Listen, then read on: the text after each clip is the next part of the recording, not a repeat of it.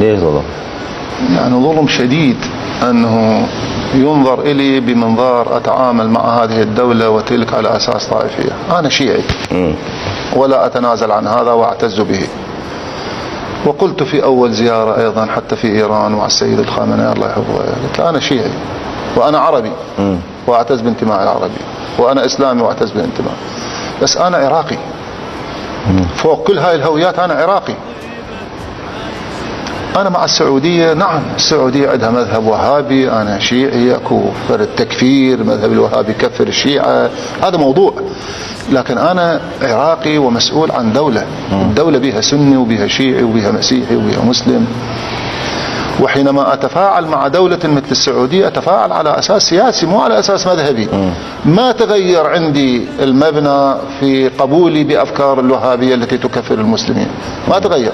ولكن كدولة سعودية أصريت أول زيارة إلي بعد ما صرت رئيس وزراء أزور السعودية. يتعاملوا معنا بعقلية أن بغداد عاصمة الخلافة العباسية وما يصير بها شيعي يحكمها.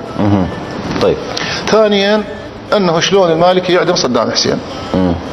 وبدت العملية تحت هالعنوانين، ولكن أنا أعتقد العمق لا مو هذا. شنو العمق؟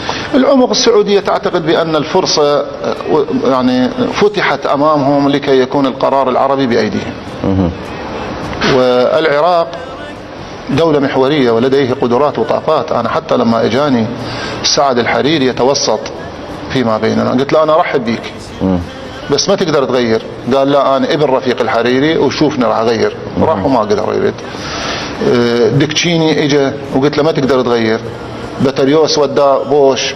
أخيرا بوش قال أنا راح أروح وقلت له ما تقدر تغير.